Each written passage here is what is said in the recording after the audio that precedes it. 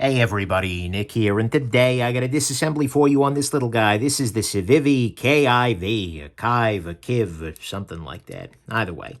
Going ahead and take this guy apart. Little tiny guy. This is a slip joint flipper sort of thing. There is no lock on this guy. Action currently is fine, and the centering is more or less centered. It's a double detent slip joint, which is interesting. You'll see how that works when we take it apart.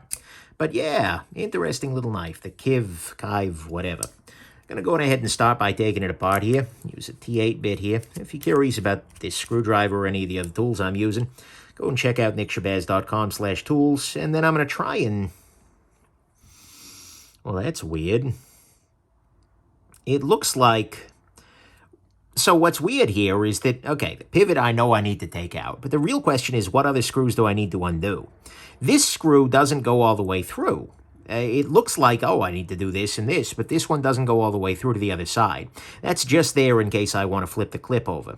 This standoff in here doesn't look to be screwed. There's probably just a post at the end of that guy, because there's not like another piece or something to go underneath there, unless it's screwed in from the metal under the G10 here. My bet is I actually only need to remove this other bit here. This looks to be a T6 screw, and a little bit of thread locker on there. But popped it loose, and now my bet is that this thing should come apart. And it did. So, what we see here is a double detent slip joint. What we see is that there is a detent bar and arm on both sides. So basically, as this guy is put together, as this guy is hanging out, it's hanging out to either side like this, and you've got the two detent balls, and they're both kind of pressing together. Naturally, they both want to come this direction. And so when the blade is in either position, open or closed, the two arms are going to pinch down into the holes on either side. And then when you try to move it from either open to close to open, those balls have to come back out a little bit against that spring tension. As a result, we end up with this kind of a path here. And we end up with something that feels like a detent. And it holds it a little bit closed, even though it's not a locking knife. Interesting approach. Not the first of these that we've seen by a mile, but, you know, kind of a weird little one. Going ahead and take this out here. Take this off. All right. I will remove this guy here. Remove that gunk that is there. This is bone dry, so we're hopefully going to make some improvements here. Hopefully it will run a little better once we're done.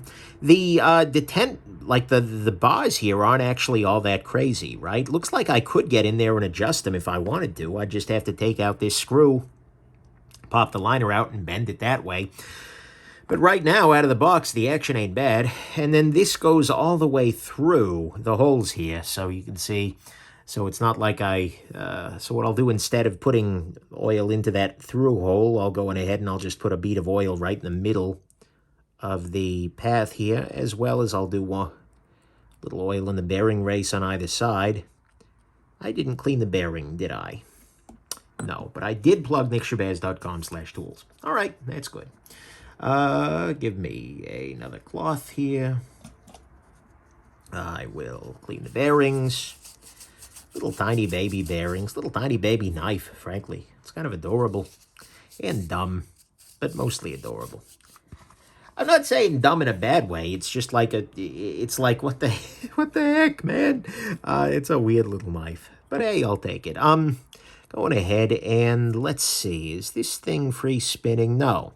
So there is a little tiny, hopefully you can see it, there's a little tiny indentation on the pivot here, and that indentation matches this extentation, I suppose, nubbin is the technical term here, on the pivot here. So I need to make sure that this indentation is over that extentation, and we call it a day.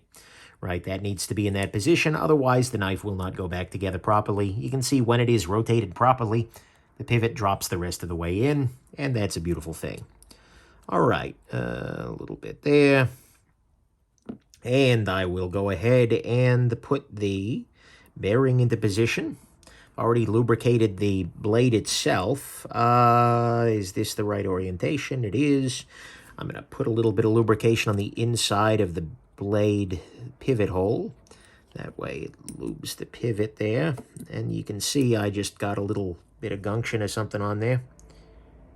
Oh no, that was on there to start with. Maybe that's thread locker. Come here, piece of metal. I'm just going to clean this bit off right there. Oh yeah, that looks like that was some thread locker left over. All right, no problem. Then I'll drop this bearing onto here. This is turning out to be, at least at first blush, pretty quick, which is nice. Okay, now I pinch the whole thing together. I install the pivot. Here's the pivot. Okay, I'm going to use a little bit of blue Loctite here on a stick. Just grab that, put that into place, and I'm going to tighten it down a little bit more than I think is necessary, but that'll just make sure everything's kind of put together. I also want to make sure that the pivot is properly positioned such that it's properly flush, and it is. Beautiful. Alrighty. Let us go ahead and put this here. Beautiful. So now, well, that worked. Currently, it's a little over tight, I feel like, as I grab a Q-tip alongside my driver. Okay. That's a little cleaner. No blade play. Dead centered. Okay, nice. Well, that was easy, right? The little Ki-V here was not particularly difficult. So, there you go. Hope this has been interesting. Now I need to actually carry this damn thing and get a sense of how it actually works in daily life. But, very least, it's weird on the table, right? So there you go. Hope this has been interesting to you. Have an absolutely wonderful rest of your day. Bye now.